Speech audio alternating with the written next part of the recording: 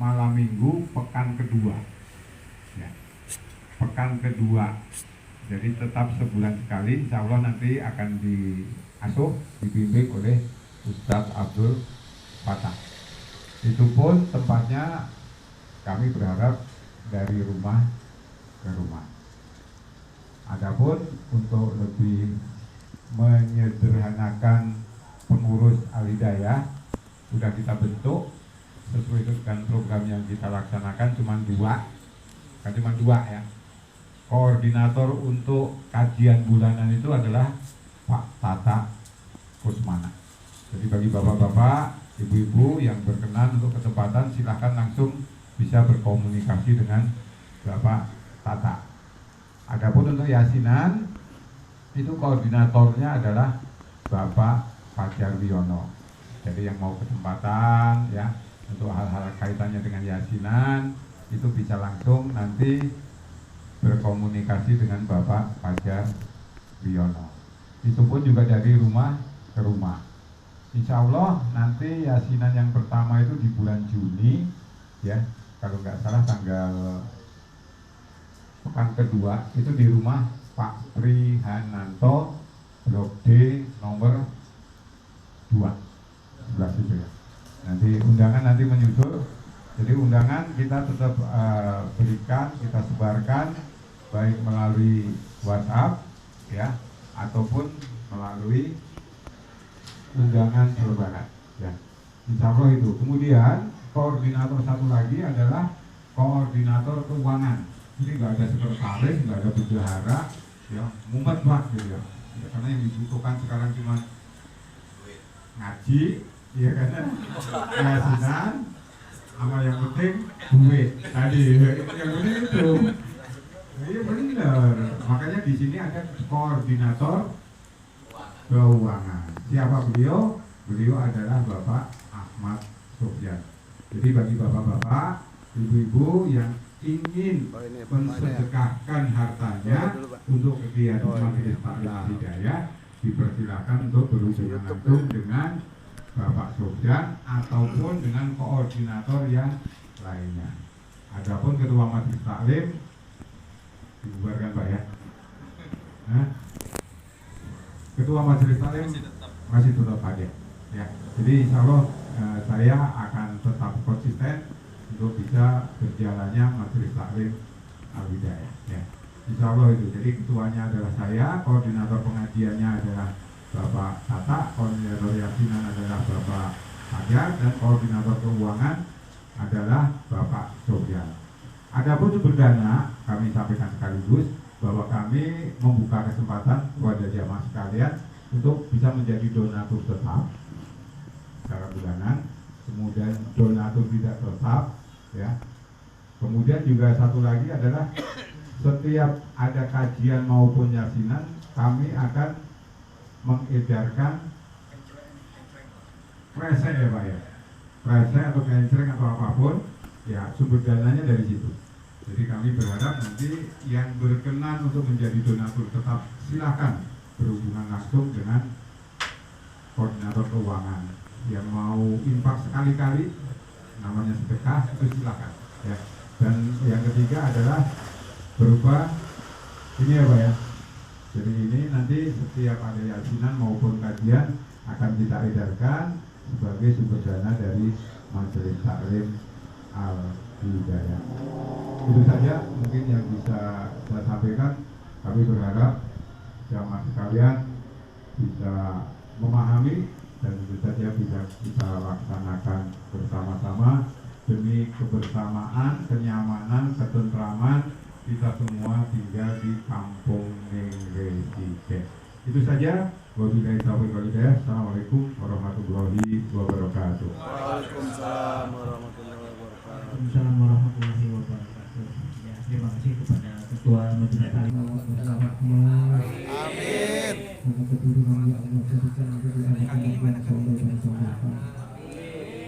Assalamualaikum warahmatullahi wabarakatuh. Waalaikumsalam warahmatullahi wabarakatuh. Alhamdulillahi rabbil alamin. والعاقبة للمتقين ولا عدوان إلا على الظالمين والصلاة والسلام على سيدنا محمد وعلى آله وصحبه أجمعين. وقال النبي صلى الله عليه وسلم اتق الله حيثما كنت وأتبع السيئة الحسنة تمحها وخالق الناس بخلق حسن. إلهي أنت مقصودي ورضاك مطلوبي أعطني محبتك ومعرفتك. Yang terhormat Bapak Muhammad Rondin beserta keluarga, kita doakan bersama kepada Allah semoga selalu ada dalam lindungan dan keberkahan dari Allah Subhanahu wa taala. Amin. Yang terhormat Ketua FKWN beserta pengurus Bapak Rojak, alhamdulillah hadir di tengah kita. Kita doakan bersama mudah-mudahan Allah sehatkan jasmani dan rohaninya.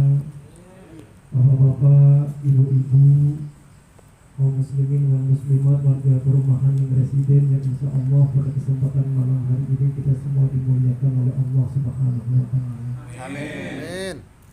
Puji dan syukur marilah kita panjatkan kehadirat Allah, berkat rahmat, hidayah, inayah dan izin dari Allah Subhanahu wa taala.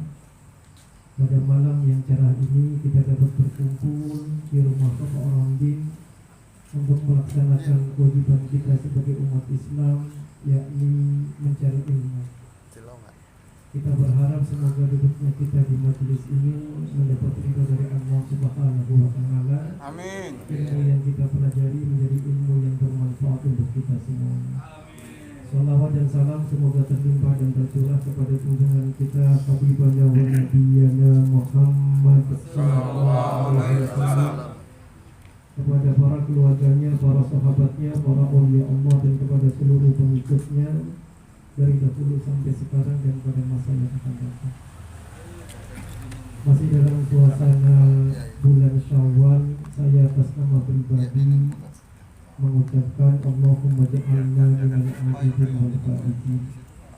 Semoga Allah menjadikan kita semuanya termasuk ke dalam golongan orang-orang yang kembali kepada fitrah, dan mudah-mudahan Allah jadikan kita semua orang-orang yang beruntung dan berbahagia dalam kehidupan dunia dan akhirat. Amin ya Allah ya Rabbal alamin.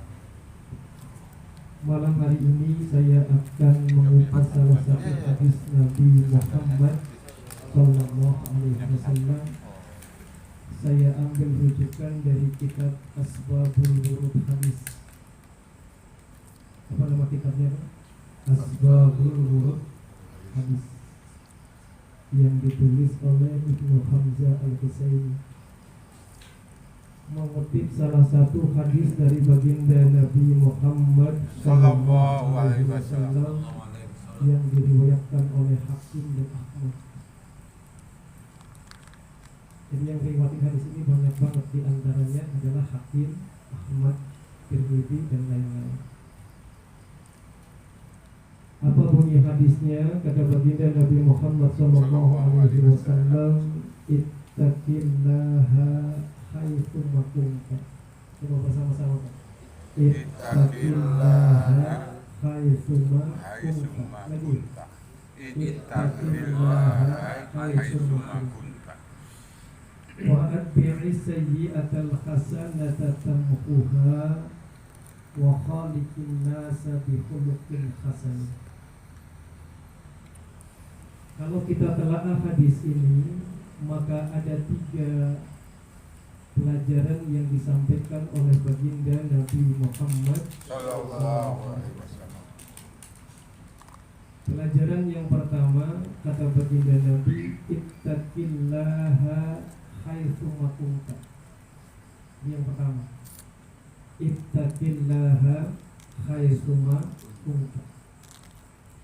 Kalau bahasa kitanya, ittaqillah, bertakwalah kamu kepada Allah, haitsu ma kunta, dimanapun kamu berada.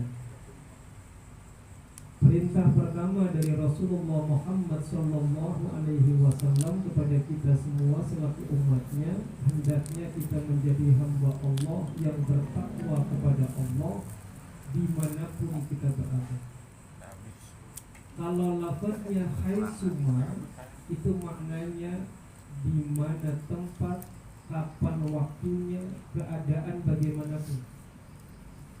Sehingga kalau makna haitsuma ini kita masukkan ke dalam hadis Nabi, ittaqillah, bertakwalah kamu kepada Allah haitsuma kunta, dimanapun kamu berada, dalam keadaan bagaimanapun, baik kita berada di wilayah kita sendiri maupun kita sedang berada di wilayah orang lain, baik kita dilihat oleh orang lain maupun tidak dilihat oleh orang lain, baik kita dipuji oleh orang lain maupun tidak dipuji oleh orang lain, baik dalam keadaan senang maupun dalam keadaan susah, maka hendaknya kita menjadi orang yang terus bertakwa kepada Allah Subhanahu wa ta'ala. Dan puasa Ramadan yang belum lama kita laksanakan, tujuan akhirnya adalah mendidik kita semuanya agar kita menjadi hamba Allah yang bertakwa kepada Allah Subhanahu wa ta'ala. La'allakum tattaqun, agar kamu bertakwa kepada Allah. Mengapa baginda Nabi Muhammad memerintahkan kita agar menjadi orang yang bertakwa dimanapun kita berada dan dalam keadaan bagaimanapun? Karena taqwal ilahi madaru kulli sa'adah. Karena takwa kepada Allah Subhanahu wa ta'ala itu merupakan sumber kebahagiaan. Kalau bapak dan ibu ingin bahagia dunia dan bahagia di akhirat, kuncinya adalah jadilah orang yang bertakwa kepada Allah Subhanahu wa ta'ala. Maka ketika kita semua jadi orang bertakwa, hidup kita akan bahagia di dunia dan hidup kita akan bahagia di akhirat. Amin ya Allah ya Rabbal alamin. Pertanyaannya sekarang adalah, apa itu yang dimaksud dengan takwa? Sayyidina Ali karamallahu wajhah menjelaskan takwa kepada kita semuanya. Kata Sayyidina Ali, orang yang bertakwa itu sekurang-kurangnya memiliki 4 ciri. Apa yang disampaikan oleh Sayyidina Ali pasti diajarkan oleh baginda Nabi Muhammad sallallahu alaihi wasallam. Apa itu ciri yang pertama? Kata Sayyidina Ali karamallahu wajhah, at-taqwa huwa al-khawfu minal jalil. Takwa itu ciri yang pertama adalah al-khawfu minal jalil. Coba ikuti saya, Pak. Al-khawfu minal jalil. Ciri orang yang bertakwa yang pertama, dia mempunyai sifat al-khawfu minal jalil, takut kepada Allah Subhanahu wa ta'ala yang mempunyai sifat keagungan. Yang dimaksud dengan takut kepada Allah adalah takut dengan azabnya, takut dengan siksanya. Jadi takut kepada Allah bukan lantas kita menjauh dari Allah, tapi yang dimaksud dengan takut kepada Allah adalah takut dengan azabnya, takut dengan siksanya ketika kita melakukan perbuatan dosa dan maksiat yang dilarang oleh Allah Subhanahu wa ta'ala. Pertanyaan saya kepada diri saya dan kepada bapak-bapak serta ibu-ibu semuanya, ada enggak rasa takut kita kepada Allah? Ada. Ada apa enggak? Ada. Jawab yang jujur dari hati. Ada apa enggak? Ada. Ada enggak perasaan takut ketika kita hendak ngomongin orang lain? Ada. Ada. Ada enggak perasaan takut ketika kita hendak menjelekkan orang lain? Ada. Ada enggak perasaan takut kepada Allah ketika kita mencaci maki orang lain? Ada. Ada enggak perasaan takut kepada Allah Subhanahu wa ta'ala ketika kita hendak melakukan perbuatan salah, perbuatan dosa dan maksiat? Kalau itu sudah muncul rasa takut di dalam hati kita, tandanya bahwa kita ini termasuk ke dalam golongan orang-orang yang sudah mempunyai takwa di dalam diri kita semua.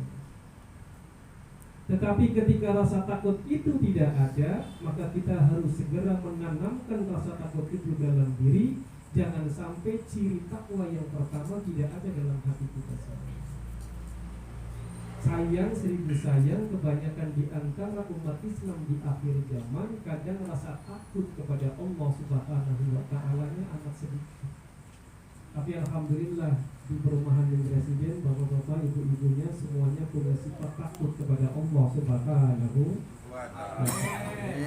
Amin ya Allah ya Rabbal. Amin. Masih suka ngomongin orang ya? Masih suka jelekin orang apa? Masih suka ribut dengan tetangga atau enggak? Enggak. Sudah enggak? Alhamdulillah. Masih kalau ketemu sama tetangga masih suka buang muka apa enggak? Kita ini sama bapak nih sama ibu ya. Serajin apapun ibu ibadah, ibu sholatnya rajin, baca Qur'annya rajin, kalau sama tetangga nggak tegur sapa, kalau sama tetangga nggak saling menyapa, kalau sama tetangga masih bermusuhan, maka nanti di yaumil kiamah akan dibangkitkan oleh Allah dalam keadaan buntung tangan dan kakinya. Percaya apa enggak? Yakin apa enggak? Kalau nggak yakin silakan buktikan masuk ilmu. Saya cuma nyampein hadis Nabi Muhammad Sallallahu Alaihi Wasallam di dalam kitab Nasihatul kita dijelaskan kalau kita dalam hidup di dunia ini menjadi orang yang masih suka ribut berantem dengan tetangga kita, maka nanti dibangkitkan oleh Allah dalam keadaan buntung tangan dan kakinya. Na'udzubillah min dzalik. Allahumma barik.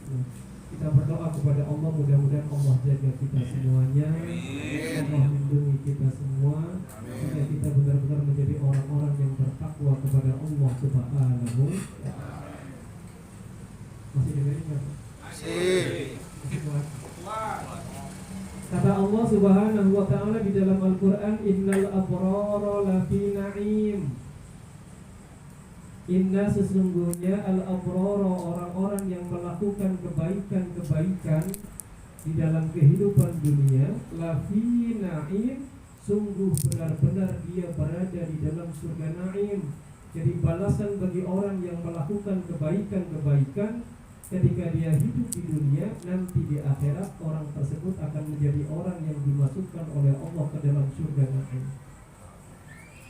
Tetapi sebaliknya, wa innal fujjara lafi jahim, wa inna, dan sesungguhnya al fujjar, orang-orang yang melakukan perbuatan dosa dan maksiat, lafi jahim, sungguh benar-benar dia berada di dalam neraka jahim. Jadi bagi orang yang dalam hidupnya hobinya melakukan perbuatan dosa dan maksiat, maka tempat di akhiratnya berada di dalam neraka jahim. Na'udzubillah min dzalik. Kalau sampai matinya tidak mau tobat kepada Allah dengan taubatan, makanya saya pesan kepada diri saya dan kepada bapak-bapak semuanya, tanamkan rasa takut terus kepada Allah Subhanahu wa Ta'ala, agar kita semua menjadi orang-orang yang beruntung di dunia dan berbahagia di dalam kehidupan akhirat nanti. Amin ya Allah ya Rabbal. Jadi apa takwa ciri yang pertama? Al-khawfu minal jalil. Bersama-sama.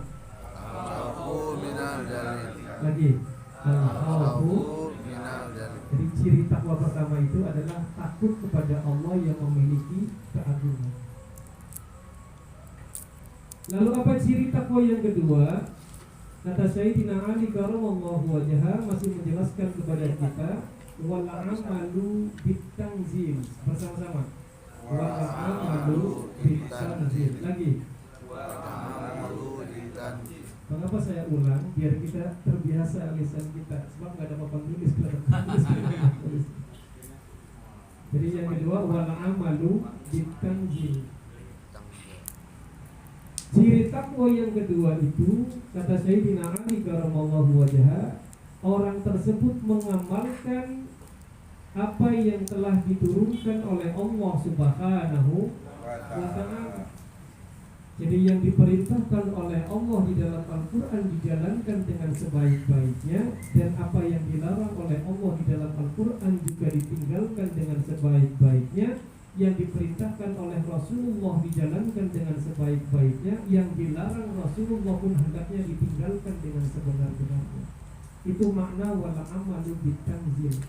Sehingga kemudian para ulama menjelaskan kepada kita, takwa itu adalah imtithalu awamirillah wajtinabun nawahi, menjalankan segala perintah Allah Subhanahu wa taala dan mudah-mudahan kita pun diberikan kekuatan oleh Allah Subhanahu wa taala sehingga mampu menjalankan segala perintah Allah dan mampu meninggalkan apa yang telah dilarang oleh Allah Subhanahu wa taala.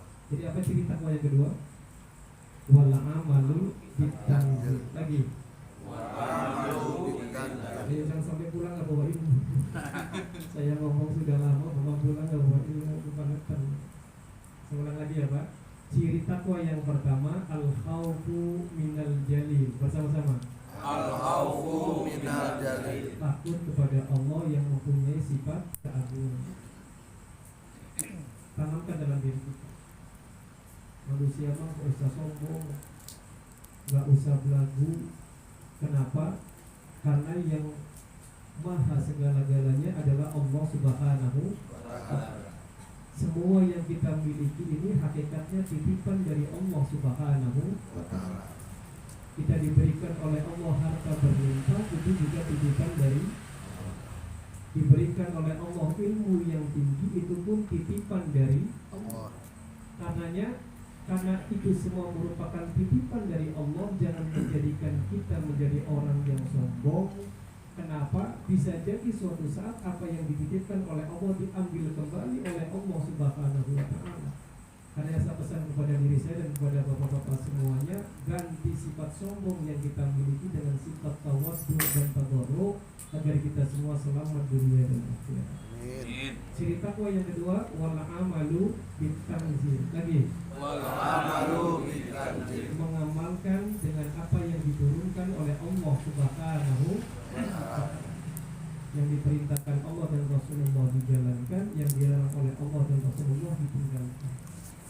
Kalau ada ciri itu pada diri kita, insya Allah kita semua selamat dunia dan akhirat. Bapak, mencari ilmu wajib atau bukan? Wajib. Wajib bagi siapa? Muslim laki-laki dan Muslim perempuan. Talabul ilmi fardhun ala kulli muslimin wa muslimah. Mencari ilmu itu wajib bagi Muslim laki-laki dan Muslim perempuan. Karena wajib cari dimanapun berada. Bahkan baginda Nabi begitu pentingnya mencari ilmu sampai beliau bersabda, utlubul ilma walau bisin. Carilah ilmu walaupun sampai ke negeri Cina. Bayangkan oleh kita, walau bisin itu ada yang mengartikan negeri Cina, walau bisin juga para ulama ada yang mengartikan walaupun keadaannya sangat jauh sekali.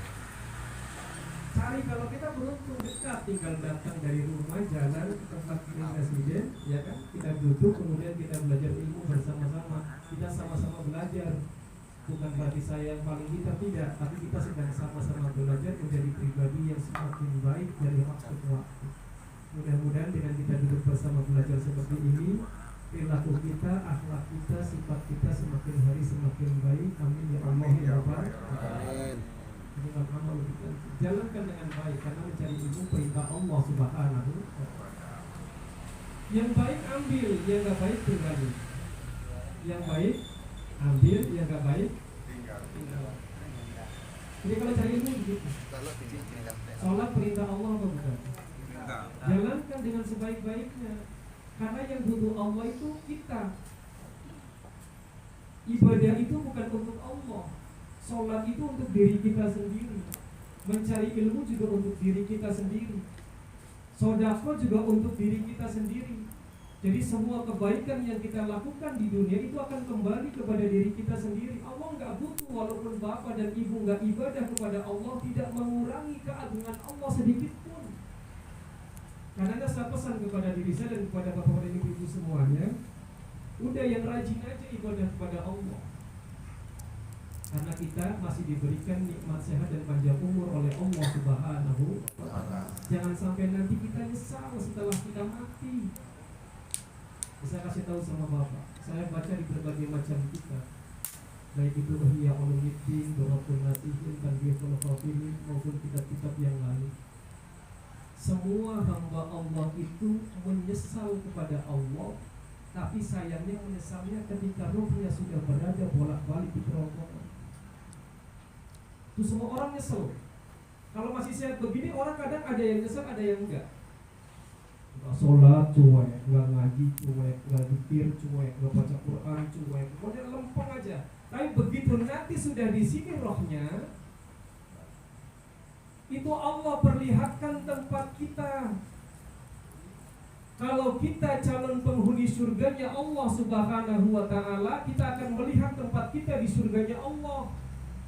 Tetapi andaikan kita calon penghuni nerakanya Allah, begitu roh sudah berada bolak-balik di kerongkongan, kita akan tahu tempat kita di nerakanya Allah. Sehingga orang yang akan mati, apa perhatikan mukanya.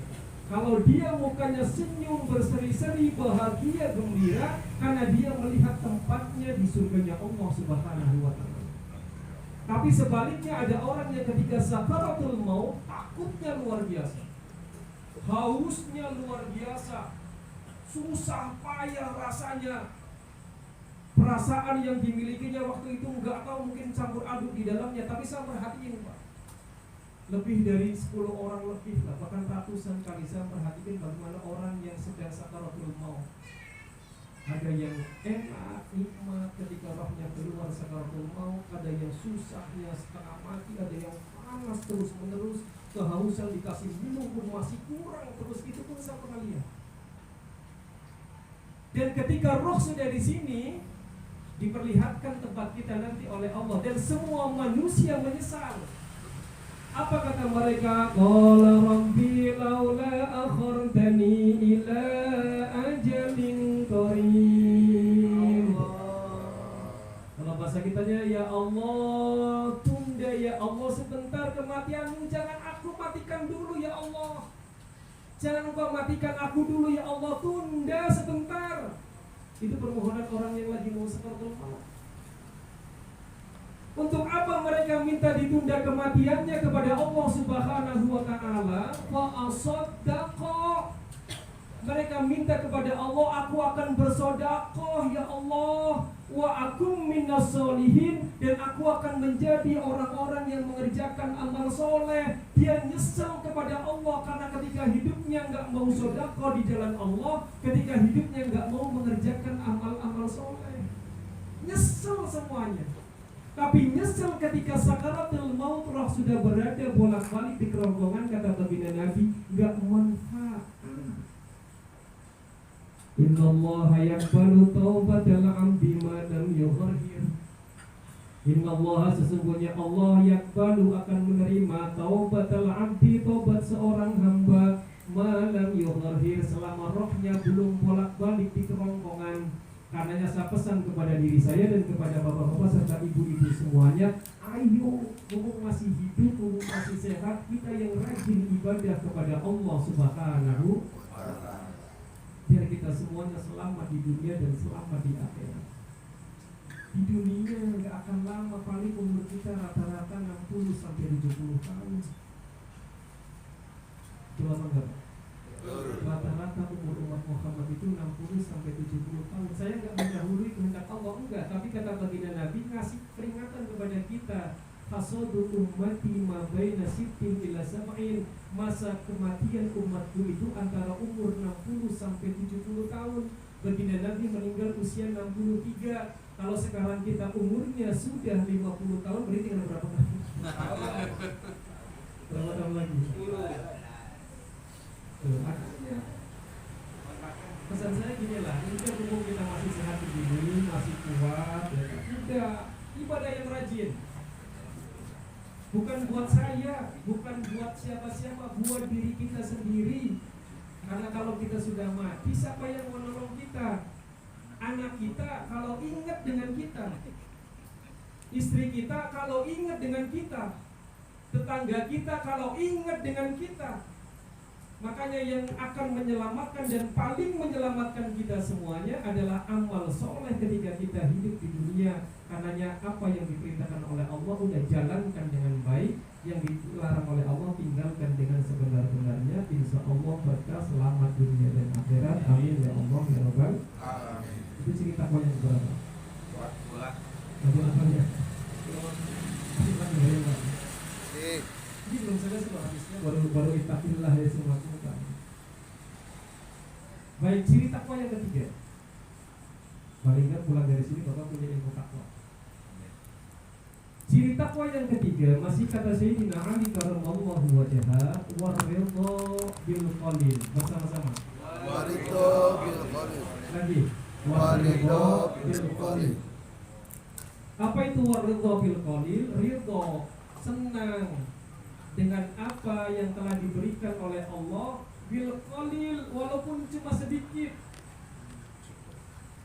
Kenapa Sayyidina Ali mengatakan kata bil qalil? Kalau manusia mampu bersyukur dengan yang sedikit, maka ketika mendapatkan nikmat yang banyak, dia akan pasti lebih syukur kepada Allah Subhanahu wa ta'ala. Karenanya apa yang Allah berikan kepada kita, nikmat apapun itu bentuknya, udah syukuri saja. Kalau kita bersyukur dengan nikmat Allah, la azidannakum, pasti akan ditambahkan nikmatnya oleh Allah kepada kita secara terus menerus, di waktu sekarang maupun di waktu yang akan datang. Tapi kalau kita nggak syukur nikmat, malah sebaliknya kita kufur nikmat, inna adzabillahi syadid, sesungguhnya azab Allah amat pedih.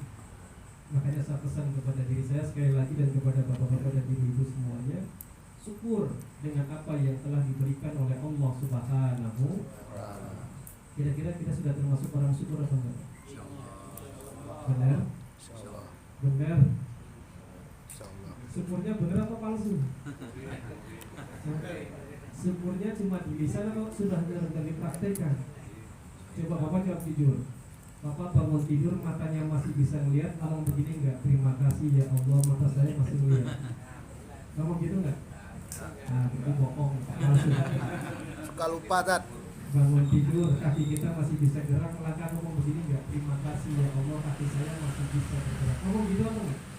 Ya, bohong, berarti syukur. Berarti palsu syukurnya. Syukuri nikmat Allah. Coba Bapak, andaikan bangun tidur mata Bapak nggak bisa melihat, berapa puluh juta, berapa ratus juta untuk mengembalikan mata biar kembali normal seperti sedia kala, kan nggak dihitung sama kita. Seolah-olah nikmat itu hanya duit aja gitu kan. Padahal ini lebih besar daripada duit. Gaji Bapak pun nggak ada apa-apanya dengan satu nikmat ini. Percaya apa nggak Pak? Paling gaji Bapak ini berapa? 100 juta. Berapa kalau matanya hilang satu? Susah. Itu baru mata. Bangun tidur tiba-tiba telinganya nggak bisa mendengar. Berapa puluh juta ini untuk mengalihkan pendengaran kita seperti sedia kala? Nggak akan bisa. Adapun pakai alat terbatas kemampuan. Tapi sayangnya nikmat yang begitu jarang disyukuri oleh hamba Allah. Dianggapnya bukan nikmat. Karena di pikiran kita itu kebanyakan nikmat itu hanya uang. Padahal sebenarnya semua yang Allah titipkan kepada kita ini nikmat dari Allah yang nilainya tak terhingga. Coba bangun tidur, Bapak kakinya lumpuh, nggak bisa jalan. Kira-kira gimana Pak? Ya kan berapa lagi tuh, ratusan juta lagi. Makanya udahlah syukur yang sedikit dari Allah Subhanahu wa ta'ala. Padahal sebenarnya nikmat Allah sangat banyak kepada kita. Tetapi dijelaskan oleh Sayyidina Ali dengan ar-ridha bil qalil. Mengapa dengan menggunakan kalimat bil qalil? Kalau kita sudah terbiasa syukur dengan yang sedikit, maka ketika kita mendapatkan nikmat yang banyak, kita akan menjadi orang yang lebih bersyukur kepada Allah Subhanahu. Ini kata kuncinya. Di dalam kitab Al-Hikam, apa nama kitabnya Pak? Yang ditulis oleh Asy-Syaikh Ibnu Athaillah As-Sakandari, dijelaskan begini. Ini kata kunci, pegang baik-baik. Malam yashkurin ni'am faqad ta'arrada li zawaliha wa man syakaraha faqad qayyadaha bi iqaliha. Malam yashkurin ni'am, siapa orang yang tidak mensyukuri nikmat Allah, faqad, maka sungguh ta'arrada li zawaliha, orang itu sedang membiarkan nikmat Allah pergi menjauh darinya. Jadi kalau kita nggak syukur dengan nikmat Allah, itu kita sedang membiarkan nikmat itu pergi menjauh dari kita. Dan kalau nikmat sudah menjauh dari kita, hidup kita nggak akan barokah. Walaupun gaji kita 100 juta nggak akan pernah cukup untuk kebutuhan kita. Tetapi sebaliknya, wa man syakaraha, siapa orang yang mensyukuri nikmat dari Allah Subhanahu wa taala, faqad, maka sungguh qayyadaha biiqaliha, orang itu seperti mengikat nikmat itu sehingga nikmatnya tidak pergi kemana-mana, ada terus di situ. Pantas Allah mengatakan la azidannakum, la in syakartum la azidannakum. Kuncinya syukur. Kalau kamu bersyukur, la azidannakum, pasti akan ditambahkan nikmatku padamu. Ketika mengatakan ditambahkan, menggunakannya fi'il mudhari. La azida, fi'il mudhari itu salah satu maknanya adalah istimrari. Istimrari itu artinya terus menerus. Jadi kalau kita syukur kepada Allah, nikmatnya ditambah terus menerus oleh Allah di waktu sekarang maupun di masa yang akan datang. Mudah-mudahan kita termasuk orang-orang yang diberikan syukur nikmat oleh Allah Subhanahu wa taala. Jadi ciri takwa yang ketiga apa? Waridho bil qoli. Ridho, senang dengan pemberian Allah walaupun sedikit. Padahal pemberian Allah kepada kita banyak apa sedikit? Banyak. Tapi sayangnya kita jarang bersyukur kepada Allah. Mudah-mudahan pulang dari sini kita menjadi orang yang semakin syukur kepada Allah. Dan yang keempat, ciri yang keempat, orang yang bertakwa. Ini sekurang-kurangnya punya 4 ciri orang takwa. Jadi kalau kita puasanya kemarin berhasil, harus punya 4 ciri lagi. Dan ciri yang keempat, kata Sayyidina Ali karramallahu wajhah, menjelaskan kepada kita, ciri takwa yang keempat adalah wal isti'dadu liyaumir rahim. Wal isti'dadu liyaumir rahim, mempersiapkan diri bekal untuk kehidupan setelah kematian. Karena kita semua pasti akan mati. Bapak mau mati nggak? Pasti mati apa enggak? Pasti. Jawabnya yang kompak, pasti mati. Pasti. Tahu nggak kapan matinya? Nah, Dirahasiakan oleh Allah Subhanahu, biar kita siap-siap, biar kita selalu siap. Tapi kata baginda Nabi, yamutul mar'u ala ma'asya alaihi, seseorang itu akan mati sesuai dengan kebiasaannya. Kalau bapak biasanya baca Quran, matinya lagi baca Quran. Bapak biasanya ngaji, matinya biasanya lagi ngaji. Kalau bapak biasanya mandi,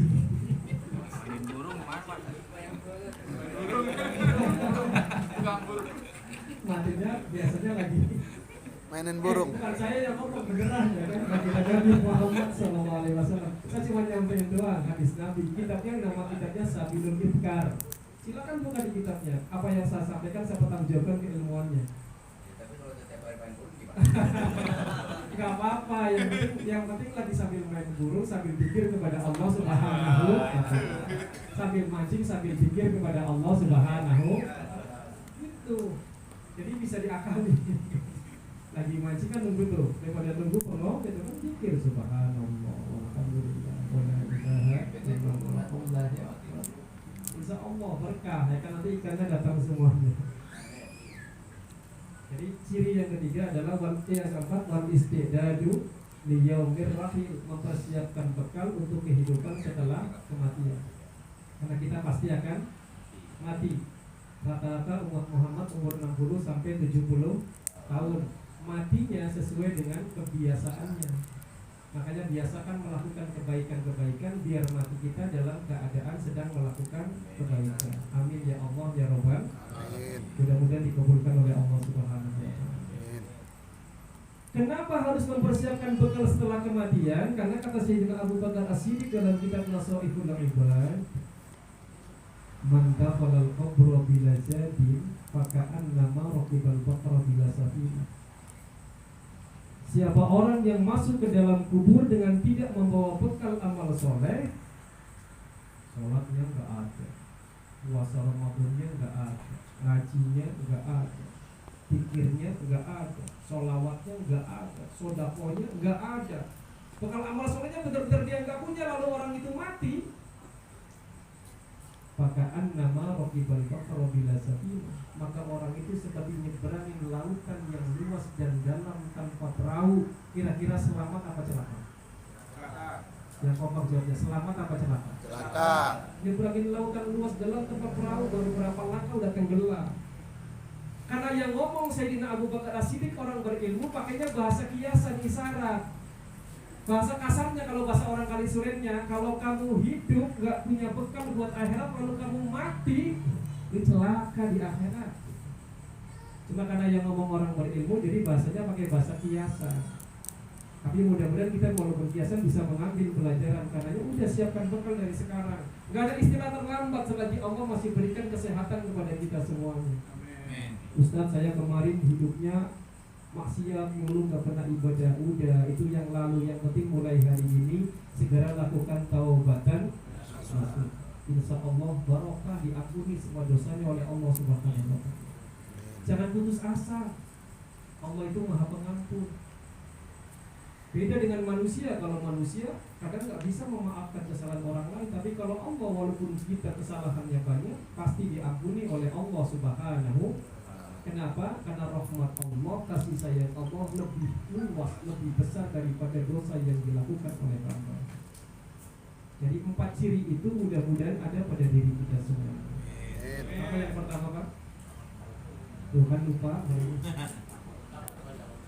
Apa coba? Takut kepada Allah yang mempunyai sifat keagungan. Apa ciri takwa yang kedua? Mengamalkan, ya kan, menjalankan, melakukan apa yang diturunkan oleh Allah Subhanahu. Apa ciri takwa yang ketiga? Bersyukur walaupun sedikit. Bersyukur atas nikmat Allah walaupun Sedikit. Apa ciri takwa yang keempat? Mempersiapkan diri buat hidup setelah kematian. Sudah disiapkan apa belum, Pak? Belum. Siapanya sama Papa jawab yang kompak dan jujur. Ada nggak keempat ciri itu pada diri kita? Insya Allah tak. Ada nggak ciri? Kalau ada, alhamdulillah.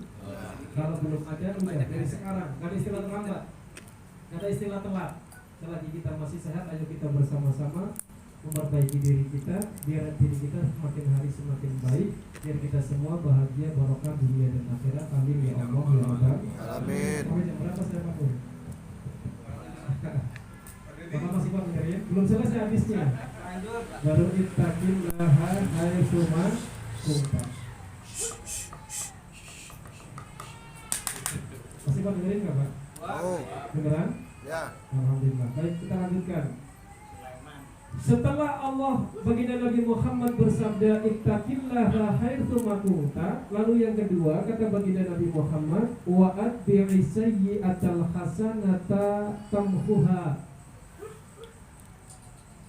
Kalau bahasa kitanya gini, wa atbi'i, dan ikutilah oleh kamu as-sayyi'ah, perbuatan jelek yang pernah kamu lakukan.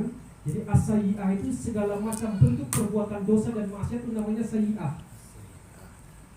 Kata Nabi, kalau kamu pernah melakukan perbuatan dosa dan maksiat, baik itu dosa besar maupun dosa kecil, kata baginda Nabi, ikuti dengan apa? Dengan al-hasanah, dengan kebaikan-kebaikan.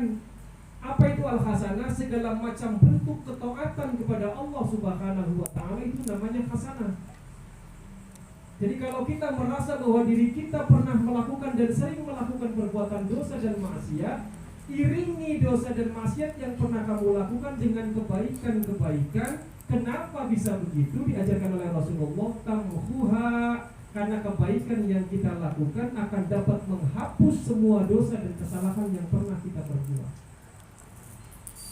Makanya Allah berfirman dalam Al-Quran surat Hud ayat 114, Indal hasanati yudhibnas sayyi'at, sesungguhnya kebaikan-kebaikan itu akan menghapus semua dosa dan kesalahan yang pernah kita lakukan. Makanya di sisa umur kita nih Pak, ya mudah-mudahan kita panjang umur, amin. Yang paling tua di sini berapa tahun? Ada nggak yang 60 tahun? Nggak ada, alhamdulillah. Paling umurnya rata-rata sama saya kali. 40. Asaran ke. Mudah-mudahan ya Pak. Kita siapkan dari sekarang. Siapkan dari sekarang. Jadi kalau kita ngerasa Pak, di waktu yang lalu kita sering melakukan dosa dan maksiat, udah iringi dengan kebaikan-kebaikan. Biar kebaikan yang kita lakukan akan menutup, menghapus semua dosa dan kesalahan yang pernah kita perbuat. Kalau begitu maka insya Allah di akhirat kita akan termasuk ke dalam golongan orang-orang yang beruntung. Amin. Dari saya Pak, Allahumma innaka afuwwun karim. Allahumma innaka innaka minul karim. tuhibbul afwa fa'fu anna. Tuhibbul anna wa'fu anna. Allahumma innaka afuwwun karim. Allahumma innaka minul karim. tuhibbul afwa fa'fu anna. Tuhibbul anwa wa'fu anna. Allahumma innaka afuwwun karim. Allahumma innaka minul karim. tuhibbul afwa fa'fu anna. Tuhibbul afwa wa'fu Ya anna. karim. Ya karim. Yang banyak tuh Pak, yang paling pendek tuh. Kalau Bapak baca doa itu terus menerus setiap hari, setiap waktu, kemudian dosa Bapak diampuni oleh Allah. Kalau sudah afuun, di akhirat nggak akan diminta pertanggungjawaban oleh Allah Subhanahu wa Ta'ala. Dicatat tuh catatan jeleknya, dihapus oleh Allah Subhanahu wa Ta'ala. Mudah-mudahan kita termasuk di dalamnya. Karena kita pasti sering melakukan perbuatan dosa dan salah, baik lisan kita, perbuatan kita. Jadi yang kedua, pesan baginda Nabi, ikuti perbuatan jelek yang kita lakukan dengan perbuatan baik, karena perbuatan baik itu akan menghapus semua kesalahan yang pernah kita lakukan. Dan yang terakhir, wa khaliqin nas bi khuluqin hasanah. Coba bersama-sama. Khaliqin nas Bi khuluqin hasanah. Wa khaliqin nas, dan bergaulah kalian dengan sesama manusia, baik sesama muslim maupun dengan sesama umat manusia yang beda agama dengan kita. Diajarkan oleh Rasulullah, wa khaliqin nas, bergaul dengan semua manusia bi khuluqin hasanin, dengan akhlak yang baik, dengan akhlak yang terpuji yang diajarkan oleh Allah dan Rasulullah Muhammad Sallallahu Alaihi Wasallam. Kepada yang tua kita menghormati, baik tua umurnya maupun ilmunya. Kepada yang sebaya kita saling menghargai. Kepada yang lebih muda kita saling mencintai dan menyayangi. Praktekkan ini. Kepada sesama manusia saja diajarkan seperti itu, apalagi kita sesama umat Islam. Tetapi sayang seribu sayang, banyak di antara umat Islam, sesama umat Islam, yang malah saling bermusuhan satu dengan yang lain. Betul apa enggak Pak? Betul. Tapi ini enggak begitu kan? Alhamdulillah. Kalau sesama umat Islam jangan gitu, udah. Kemuliaan kita di sisi Allah itu karena takwanya. Bukan karena banyak hartanya, bukan karena tinggi pangkat dan jabatannya, tapi yang dilihat oleh Allah ketakwaan kita kepada Allah Subhanahu wa Ta'ala. Semakin takwa kita kepada Allah, semakin dekat kita dengan Allah Subhanahu Wa ta'ala. Sesama umat Islam udah kita bersatu padu, kita rajin ukhuwah Islamiyah, kemudian kita bersama-sama mengamalkan apa yang diajarkan oleh Allah dan Rasulullah Muhammad Sallallahu Alaihi Wasallam. Kalau sudah begitu, insya Allah kita bahagia dunia dan akhirat. 3 pesan itu saja, andaikan kita bisa mengamalkannya dalam kehidupan sehari-hari, saya yakin kita semua pasti selamat. Amin. Segini saja dulu, kalau ada yang mau bertanya silakan.